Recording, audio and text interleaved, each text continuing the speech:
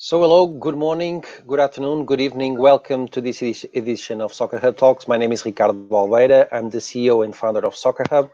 In Soccer Hub, we will find many online content for soccer coaches, soccer analysts, soccer scouts. Well, just visit us for you guys to get to know us a bit better.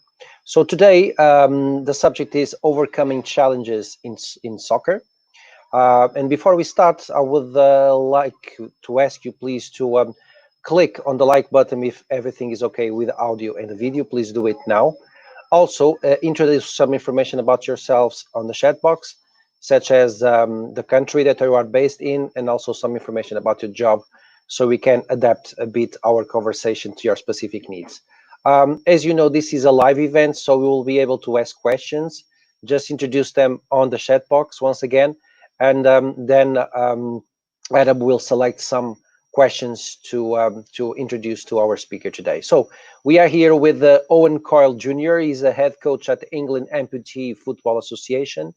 And this panel, and for the first time, we'll be having Adam Williams. He's a sport journalist and Soccer Hub's content producer here to moderate this panel. So we'll be back in a few seconds.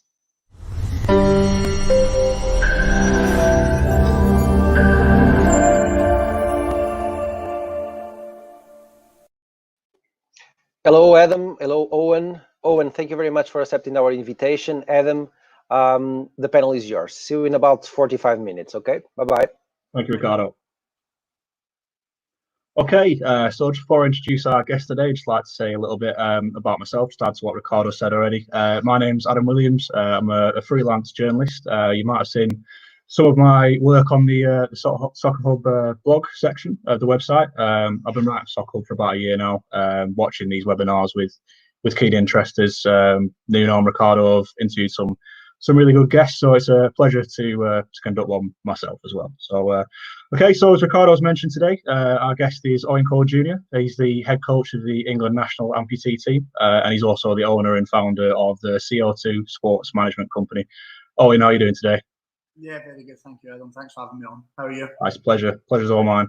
So Owen's been working with the England national amputee team for a number of years as head coach, doing some really fantastic work with footballers who've lost limbs, either through tragic accident or diseases like cancer. Training them in the sport, taking them to major international tournaments. They performed in front of up to 40,000 people, and Owen's job is just to generally improve them as footballers and as athletes as well. So I'd like to quickly point out, before we start asking Owen about his work, that the amputee team relies on fundraising and donations to do the good work that they do. So if you would like to donate, I know that'd be greatly appreciated. You can do that if you go to their website, which is www.theeafa.co.uk. As I said, Owen also owns and runs the CO2 Sports Management Company, which is an organisation that serves as a support network, helps people with contract negotiations, also offers coaching consultancy. So definitely check them out on Facebook. I think they would be of great use to many of you watching at home. So Owen, first of all, because some of the audience might not be so familiar, could you just tell us a little bit about amputee football, how it differs from conventional football, both on the pitch in terms of rules and how the game is played just generally? Yeah, most definitely. So the sport of amputee football, as you alluded to earlier, it's played with those that have lost a limb. So the simplest term to begin with is anybody who plays outfield in a defensive midfield, a forward position, they play on crutches and they'll only get one leg.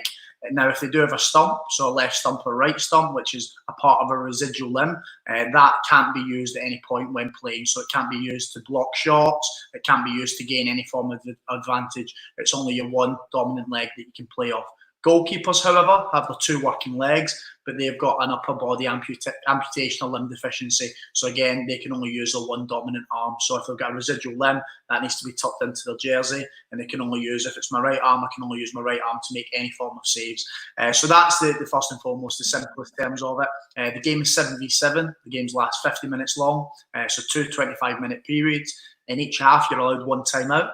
And then on top of that, there's some rule differences, I suppose, in the laws of the game. The goalkeeper's not allowed to leave the area. The reason for that is some goalkeepers, particularly off their 2 working legs, are fantastic footballers. Our goalkeeper particularly played semi-professional football up until the age of 26, 27. If they were to come out with their 2 working legs, it would be a huge advantage, obviously, given to goalkeepers in the sport. So they must be restricted to the box.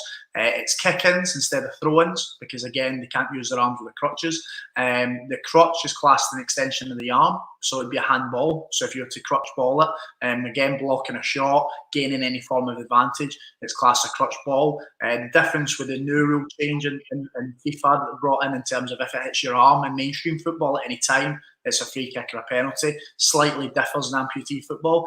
If it hits your crotch and it's non-intentional and there's no way you can get out of the way of doing it, then it's just play on. So they're some of the major rule changes within the sport of amputee football. Yeah, that's really interesting. So it's quite a radically different game to the game of football itself. Yeah, most definitely. I mean, there's a lot of similarities which we'll probably speak about and touch on in terms of coaching, in terms of implementing tactics, understanding the game, in terms of disability sport outside of amputee football is phenomenal for different ways and reasons. In my opinion, it's only my opinion, I feel amputee football is probably the most alike to mainstream football, but with the clear impairment there when you first watch it. There's other impairment groups that are amazing in their own right, but you'd watch it and think it's potentially a game of mainstream football, or alternatively, they're a disability group and it's not maybe that comparable to the mainstream game. So particularly amputee football is really, really unique in that sense. Right. Okay. So I know one of the things that you'll be having in common with the conventional game at the moment is obviously you won't have had any time to spend with your players, or very little time to spend with your players over the past few months. So I just wanted to get your views on what your plans are going forward. I know the European Championships are suspended until next year. So I just wondered, do you think that'll be a negative, or do you think that could actually work in your favour in terms of you getting to spend more time, possibly with younger players who you might be able to develop a bit more and just improve them as footballers in that year? What are your thoughts on that? I think first and foremost, you can just accept what it is and what's happened and move forward with it. I think if you get too caught up in thinking, well, this could have been here, this could have been there, then you probably put yourself in a bit of a sticky situation. So we're really excited that the Euros are taking place next year.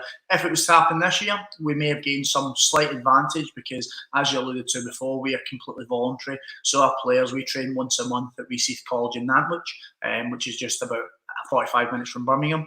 But other countries such as Poland, Turkey, Russia, for example, their players are full-time professional, so they're training and playing amputee football every day. If it was to go ahead this year, it meant everybody would have been in the same situation with lockdown, and it means everybody would have gone into the same situation of the tournament in terms of training and preparation away from the camps, if that makes sense. So they probably stood us in good stead. But that said, as you kind of mentioned, we've got a lot of young players coming through the system. There's some phenomenal young talent, and what it gives us is a chance to be another year further forward with their development. The programme's been undergoing quite a lot of changes, particularly in the last 18 months, to professionalise the programme as much as we are voluntary. As you can imagine, and obviously we know each other, Adam, the standards need to be really, really high. Just because we're a voluntary outfit, just because we get a lack of funding doesn't change the standards and expectations we have. So we've got over 20 volunteer staff, all specialists in their area, whether it's technical, whether it's sports science, medical, sports psychology, support staff, media, whatever area that is. We've got 20 staff that are experts in the field to support the players, and that just means we'll get another 12 months to make sure we're absolutely ready to go and win it. Brilliant. I didn't know what you were saying about, did you say Poland and Russia? Were they full-time professionals? Yeah. So they train and play every day. They play for their club teams. Actually, the Turkish have a professional league, so money is exchanged for players when they're selling players here and there, which again is completely different to where we're at the moment with England. We've got 110 players currently playing in the adult league, which is a phenomenal growth.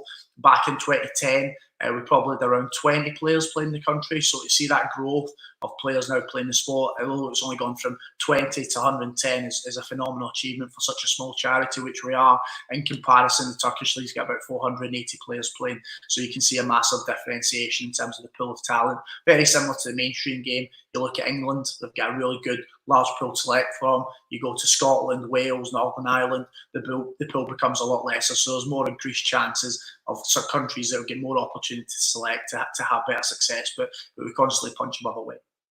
Right, okay. So one of the things you alluded to before about is your really rigorous preparation. So I just wanted to kind of follow that up by asking about your training methods in particular. So could you just explain to the audience a little bit about the specific exercises you use and how much overlap there is between disability football and non-disability football in terms of your coaching techniques and stuff like that?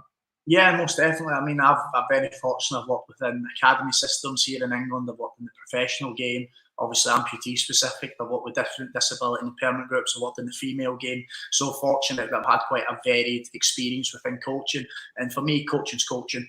Yes, you will have slight adaptations. So we can always consider the size of the area we're working in. So if I was to coach professional mainstream players, we'd probably play over a larger area. One, because it'd be 11v11. And then secondly, because on that as well, it's actually a case of we've got an opportunity to restrict the size of it and make it relative to the game.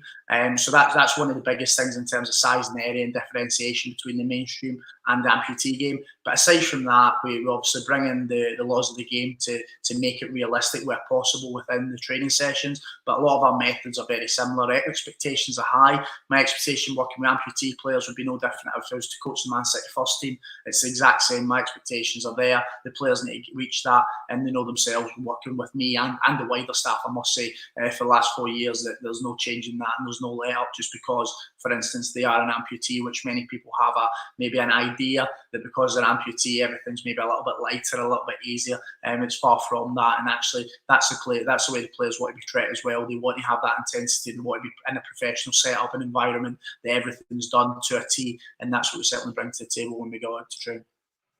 That's a really impressive attitude. But would you say there's more of an emphasis on technical training or on the physical side of the game, and also tactics as well? Because obviously, smaller team sizes, smaller pitches. I imagine the tactics coaching in particular will be quite radically different to non-disability football. Yeah, again, I mean, some tactics and somewhat are still similar, or there'll be similar elements to it that will relate to the game in particular. I would say the 7-a-side amputee games across between somewhere in the region of futsal and the 11-a-side games. So there's coaching methods and tactics across from both of them that you take, of course, but a lot of it is similar in terms of, to answer your question, what do we do more work on? A large part of our work is on that strength and conditioning and fitness and conditioning for the players. We've got a really good, thorough sports science team that, because our training only takes place once a month, it's really imperative the players are working away from it.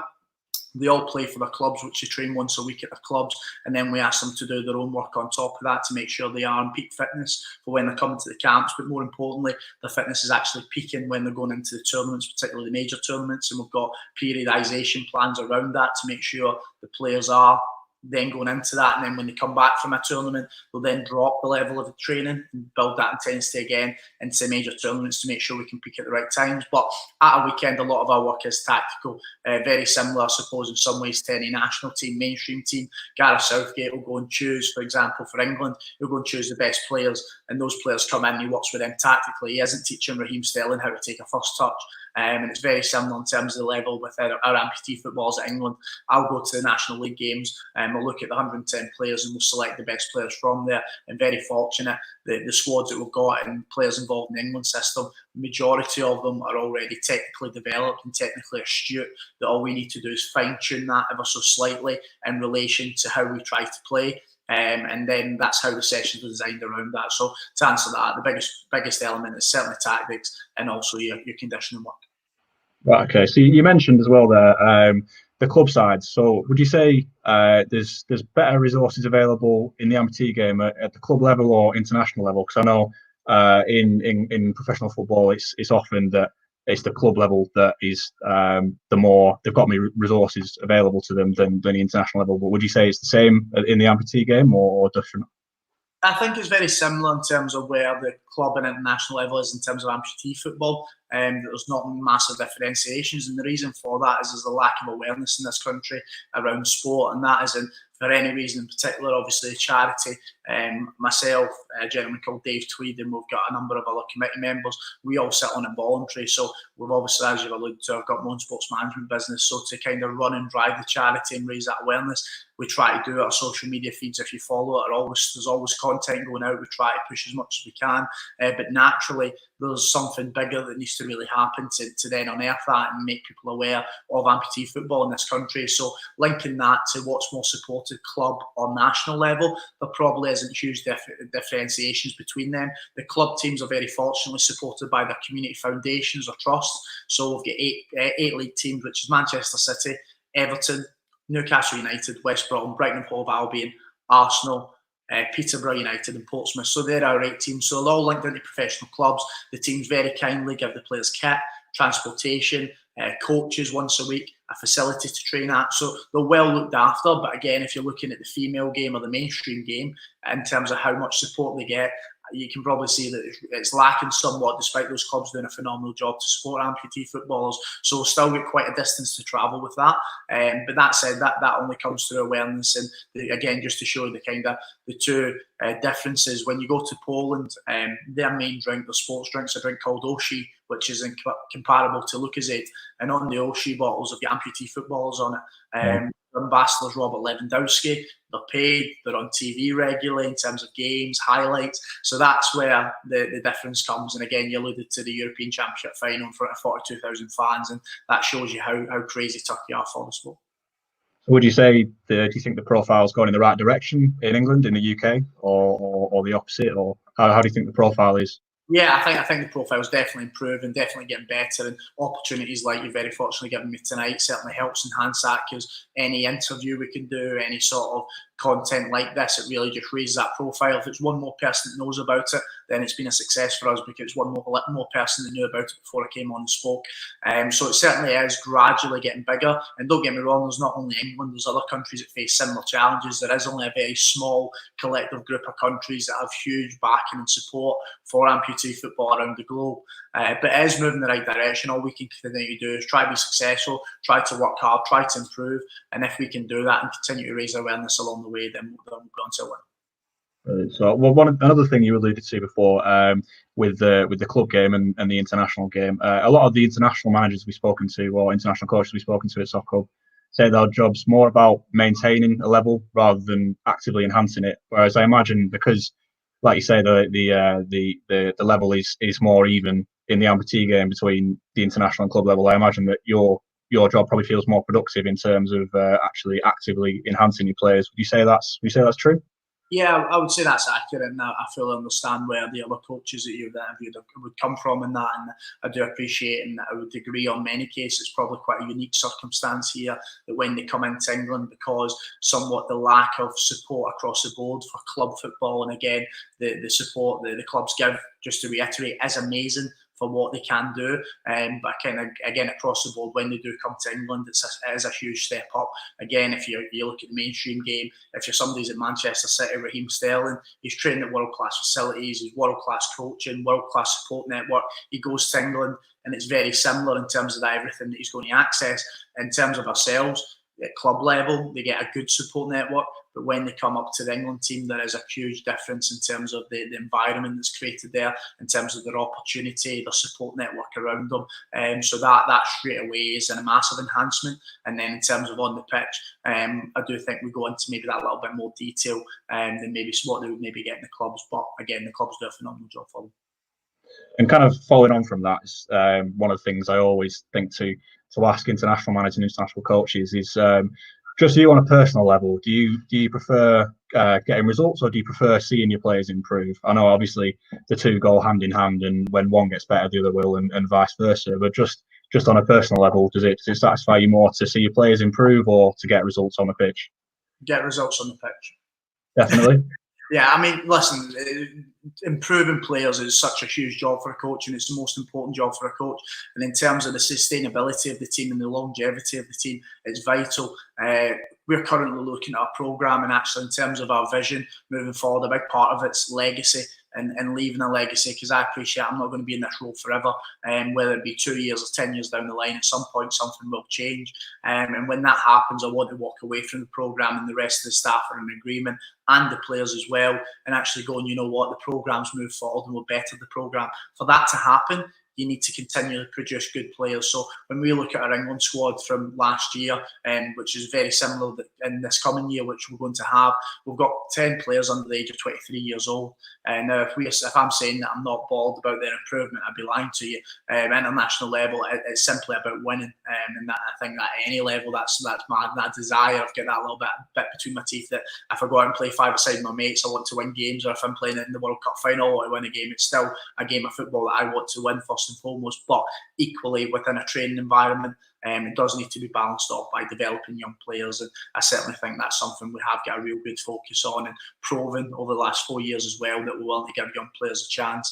With the young player Rhys Ramsden at the age of 16 that came away to the European Championships and played in the European Championship semi-final. So whether you're 16 years old or 32 years old, it doesn't make any difference to me. If you've got the ability to step on the pitch and perform, then we'll provide that opportunity.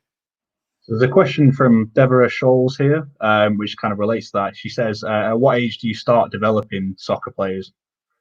That's a fantastic question. So, Deborah, we start developing players from the age of 4 years old, believe it or not, within amputee football. We've got a really strong junior programme, which has over 50 players involved in it, which again is quite a growth from where that programme was at. And it's still got a long distance to travel. But our youngest child that comes into play is 4 years old now. I must say, at that young age, it's all just about fundamental motor skills and getting them a smile on their face and enjoying what they do. But I suppose we're still somewhat developing, whether it's socially or technically, you're still developing that young player. So from the age of 4 upwards, we start supporting our players in terms of real good detailed development. I would say probably about the ages of 10 years old. Just again, in terms of the ability level, particularly on crutches, to be able to adapt to do that, you need a certain level of endurance and physical capability, which you probably only start to achieve once you're reaching those teenage years. So yeah, I mean, I know 10's before that, but around 10 years old through would then that's when development starts to take place. One thing that kind of brings to mind when you mention 4-year-old amputee football is it kind of speaks that you've got some of your players have some really emotional, really moving, pretty inspirational backstories. As I mentioned, there's ex-servicemen, cancer survivors, and kids, like you say. So I just wonder, do you, as a coach, find it difficult to take a step back from that, to kind of just analyse them in terms of their raw ability and not consider their backstories at all? Look at it in quite a clinical manner, or is that something you find easy? And what advice would you give to coaches who are in a similar position to you? Yeah, that's a great question, and I think the biggest thing is you treat people as people. For what I've always said, that whether it's the sports management side of things that I run or the amputee football, it's the people first and the players second. So you need to have that understanding of the individual. You need to know what makes them work, what doesn't, what maybe is a challenge for them. And the moment you understand that, it's easy to relate, because you've got that little bit of understanding around how they're going to perform best. And again, there's a lot of psychological skills that go behind in doing that. We've got an England member of staff, Tim Pattenden, who also runs a company called Elite for All, and it's phenomenal sports psychologist. And it's all those skills that unlock that. But equally, going back to your question around, as a coach, do I find that tough? I don't find it tough. When we step on the pitch, when we're off the pitch, the expectation's there. Again, regardless of what your background is, regardless of why you're here, at the end of the day, you're in the England setup for a reason, and you're expected to perform. Of course, I've got an understanding of the background, and we will speak about that, and we'll have conversation around that away from the camps and away from your intense situation, because I think that's vital. But equally, when we step on the pitch, because we've built that rapport, because you've built that relationship, and because the players and staff know the level of expectation that goes into being a part of the England programme, then it all just becomes irrelevant. So you talk about having that kind of discussion about their backgrounds away from the training pitch rather than on it. I wonder, is there an arm of the England team that offers that kind of emotional support specifically, or is it just kind of everyone pitches in and everyone talks about things together, or what's the situation with that? Yeah, I mean, in terms of the camaraderie group, is phenomenal. But in terms of arm of support, the psychological team are, with Tim leading that up, are the biggest element of support. So if anybody does need to get anything particular off their chest, anything they need to discuss, whether it's something that's happening here or now or it's happened in the past, then Tim deals with all that emotional control and helps them through that. Equally, that links into our other support team. So what the biggest thing that we've become really successful at is working together within our teams. I've been involved in teams before, and it's units working not in tandem with each other. So the technical team will be doing something and they won't be linking it to sports science and so on and so forth. You get the idea, whether all our teams really do interlink now. They communicate regularly and frequently about things. So something that might be affecting a player on an emotional level actually might be affecting his performance at home and why he's not doing his training regime. So the sports science team will be alerted to that straight away from Tim's conversation. So there's certainly that arm of the team that gives and provides that support. Equally, the camaraderie is phenomenal. When you step in, when a new player comes involved, not in the England team, but amputee football generally, there is always conversations that go on around how did you lose your limb, how have you felt, different support, just little things that me as a mainstream coach and a mainstream player, I couldn't possibly even provide because I've never been in that situation. But having that, again, understanding of one another, having that unique circumstances that are surrounding people that have all been through a similar journey. Listen, they might have lost their arm and leg for different reasons, different ages, and the background of it might be different, but equally, they've lost their arm, they've lost a leg, or they've had a limb deficiency. So they're all in the same place for the same reason. And that's quite a unique circumstance, and actually is really, really strong when you try to build that togetherness because it happens quite naturally. So you mentioned a couple of the other members of staff there and their different roles. Just wondering what size your coaching team is, and how you operate in terms of delegating responsibilities, and how you share your workload around the staff. So I know you're pretty hands-on in training, but how do you feel about delegating different tasks? Yeah, listen, 100%. We trust all the staff that we've got in the system, and all the staff are in there because they're very good at what we do. In terms of the technical team, we'll get myself, my assistant coach, Dave McLean, head of goalkeeping, Andy Roman, and support goalkeeper, Chandler Roman. So it's quite a small, close-knit staff and team for the England national team. We also have support coaches that look after our next-gen teams, which is the team that runs alongside for our pre-elite athletes. But our elite athletes are looked after by that group of 4 individuals. And again, I'll quite happily stand back and let Dave lead a session, and even let Andy lead a session, which is somewhat quite unique, having a goalkeeping coach leading an outfield session. But it's important that goalkeepers feel a part of the units and part of the team. I think goalkeepers are often forgot about, cast to the side and thrown in a corner and told go and make a few saves and do a little bit of shot stopping, but they're far, far more important than that. So Andy's had a real good lead in the last 12 months at stepping in and delivering, in line with me and Dave, and obviously as part of our style of playing, our philosophy. We all understand that everything we step in to implement is in line with that, and our coaching programme, again, runs parallel to that. So it's all for those fine-tuning elements that we as a team really want to improve. But how I delegate is very simple. The players understand, the staff all have different roles. The staff are confident enough in their abilities to step up and do any role. Again, whether it be within the technical team or another team, and me in the conversation will come with the member of staff to say, listen, I think this player needs this or that player needs that. Have we considered this?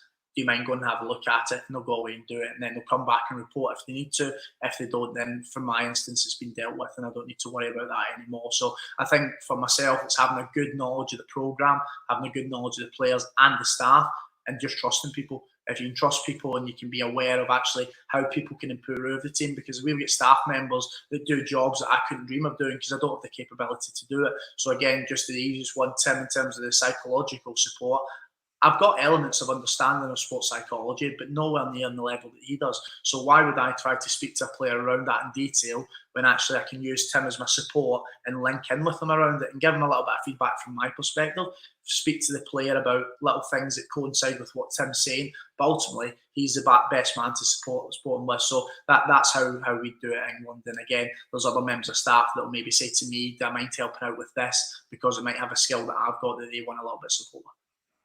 So your staff have all got quite clearly defined specialist areas. Kind of leads me on to the next question, which was what kind of background are they from? Are they from more academic or more hands-on or specialist for disability sports? Like what's led them into the game, and is it a similar path to the route that you've taken? Yeah, very much so. I mean, the way I came involved at 16 years old, I was very fortunate to get an opportunity from now the FC Halifax Town coach, Peter Wild, and Pete invited me down to come and see what it was all about. And fast forward 12 months and I went to the World Cup as a support coach. So I was never planning to get involved in amputee football or ever think about becoming the head coach. And I fell into it and then fell in love with the game first time watching. And I would really, it's not a plug by any stretch, but if you've never watched the game, please go onto YouTube and just spend 2 minutes and see what it's all about, because it truly is incredible at the first watch. But like me, many of the staff have fallen upon it, and whether it be through relationships with staff members that are already actively involved that have then brought them in, or whether it be alternatively a player, or even then they've just come across the sport and wanted to learn more, come down for a visit at the weekend to find what it's about, and then from there asked to become a little bit more engaged. They are all specialists in their area, so they're not just off the street doing something for the sake of doing it as much as they're volunteers. So the medical team will get specialist physiotherapists, specialised rehab staff, and the sports science team again have all been through the degrees in the areas of specialism they work on, whether it be nutrition or X, Y, and Z. Same with sports psychology. Our support staff have had years of player liaison and support liaison within business that have now linked that into the England team, and our media staff will be professional photographers and professional social media leads, etc., etc. So it's a really strong team, and very fortunate and honoured, in all honesty, that we'll get that amount of people with the specialist areas that they do that are willing to give up their time voluntary. And it's not just 1 weekend a month. These people are putting in hours and hours behind the scene daily to make sure the programme can achieve the level it is. So the support staff that we've got are truly remarkable. I would like to reiterate what you said at the beginning there about if you haven't had a look at the amputee football, do go on YouTube and have a look at it, because the standard is absolutely amazing. It is incredible. As I mentioned at the beginning of the interview, it's not your only job managing the amputee team. You also run the sports management company, which is CO2 Sports. Could you just tell us a little bit about what the company does and how you balance your time between CO2 and the amputee team? Yeah, most definitely. So CO2 Sports Management was set up around 18 months ago, and it's exactly as the title says, it's a sports management group. So we look after any sports person, any sports athlete, with a whole range of different areas. Again, whether it be contractual support, whether it be negotiations and moving clubs, particularly within football environments, or moving coaches potentially within other sports. You're looking at liaison support within, again, the clubs, the leagues that you're performing in. You've got legal support, financial support, psychological support. I mean, I could go on all day. There's a whole umbrella of services we offer our athletes to tap into. And some of the athletes will come forward and they want a little bit of support with 1 and 2, but might be interested in any of the other range of services at this moment in time, and that's completely fine. So the services are there to be accessed. They're all free for our athletes to access. And then from there, we work with our players, particularly within football, but we have started to branch out into cricket, into snooker, and some other wider sports, which we're going to continue to build on. And again, we're bringing people on board who are specialists in those areas. The reason for that is I'd like to consider myself somewhat a specialist within football, but I wouldn't feel overly comfortable starting to speak about other sports in detail because I just don't have that knowledge. So we are working with other partners to bring people on board to support the development and growth. But yeah, we're in our infancy. We're competing in quite a saturated market because there's that many sports management groups out there. But our promise to any athlete that was interested in coming board is we are bespoke in what we do. We only have a very small group of clients that we do support. And the reason for that is we want to make sure they're looked after properly if the company grows. And then we bring people in that will continue to look after small pockets of clients. Because again, what we wouldn't do is grow too early without having the support network there available for them. Sounds like a really all-encompassing project. So for any of the younger coaches watching who are maybe considering a few different avenues like yourself, would you recommend maybe balancing the coaching career with a business venture? Do you think that's a good career move to balance your hopes on a few different projects rather than putting all your eggs in one basket and just focusing on one? Yeah, most definitely, and this is the biggest thing we say with the sports management players or clients, we look after, is a lot of them. Again, I'll give you an example because it is football, particularly football. You get players at the age of any age, but particularly towards the end of their career, and you say to them, have you considered what you're doing after football? Now, Adam, I can't tell you the fright that they get on their face when you ask that question. It's like you're asking a year 11 child what they want to do after school. The stress that they endure because of that just goes straight to the back of their mind because they don't want to think about it. And our advice to any athlete that's now looking outside of their career within sport and what they're going to do afterwards is just have their options open. And it's very similar for any young aspiring coach. All you need to do is have options that interest you. For me, my interest is football, always has been, but actually now I've got a couple of opportunities. I've got the sports management, I've got my coaching background, which I also run with CO2, and I've got the amputee. So I've got 3 different options that I work in, and obviously balancing your time is a challenge. I'm very career driven, so that does take up a lot of my time, and there is a huge commitment to it. But I know, and I'll back myself certainly in the future, that one of those opportunities will then develop into something hopefully quite successfully. And whether it's 1 or 2 or all 3 that become very successful, then amazing. But all I'm doing is trying to open my opportunities up. So when things do transpire, then I can go into number 1, 2, or 3. I think the last thing you want to do is try to solve what you're going to do for the rest of your life by sitting down and scratching your head and try to figure it out, because you'll go round and round in circles. So in terms of advice for any young aspiring coach or any athlete in any case, after sport does stop, just give yourself as many different opportunities that interest you. They don't need to be all in the same category. If you want to go be a lawyer, you want to go and then be a bin man, you then want to be a photographer, and it's 3 or 4 completely different things, then that's what interests you. Then go and explore it a little bit more detail, find out the background, and start to involve yourself in it some way, shape or form. That does seem like a really sensible worldview. I think there needs to be more of that in football, particularly more long-sighted approach. Okay, we're going to wrap things up soon, but finally, I think I'll just want to ask you about what your personal plans are for the future. You're obviously still a very young coach, got a very bright career ahead of you, especially with what you were saying about having multiple projects on the go.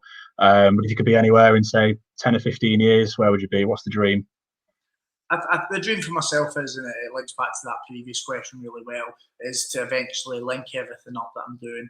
Very fortunate with the England team. I'm getting experience of managing an international side, going to major tournaments, working with some phenomenal staff and leading the staff forward with the players at 23 years old. And equally, I'm getting experience of managing players, dealing with chief executives, head of recruitment, scouts, chairman, contract negotiations. So in 5 years, 10 years, 20 years time, whatever that may be, if there's a way I could marry both of them up to take on a head coach's role in a professional environment at a high standard, that would be my real expectation for myself. But again, I'm really open and understanding that what you always have in your head isn't always what transpires to develop. If you asked me 5 years ago, would I be in this position as the England head coach of the amputee team? No, I wouldn't be. So you never know what's around the corner. But certainly in terms of my opportunities that I've got, then marrying all them up would be the perfect fit in the future if that was to ever come around. Fancy Gareth Southgate's job?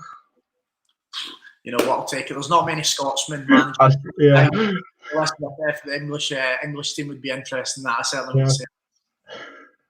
Well, Fergie got approached for the England job once upon a time, didn't he? But okay, I think we're going to wrap things up there anyway. So yeah, as I said at the beginning, if you want to donate to the amputee team's work, please do visit their website. So that's www.theeafl.co.uk. I'm sure Owen and the players would really appreciate that. Any money would be going to a terrific cause. And like Owen said before, if you've not watched the game, do definitely go on YouTube. Look at some of the clips. The standard is amazing. And if you want to look at Owen, what Owen's doing with his own company, where can they find that, Owen? You can find it just on Google or any social media pages, Facebook, Instagram, Twitter. I don't think we're on TikTok quite as yet.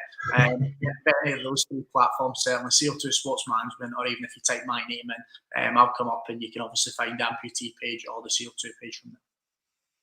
Okay, Owen, it's been a pleasure to talk to you and learn about the great work you're doing. I'm sure the audience have enjoyed it as well. It's been a really illuminating 45 minutes. Wish you all the best and the team the best in the upcoming competitions. Thank you very much. Thank you very much for your time. Cheers.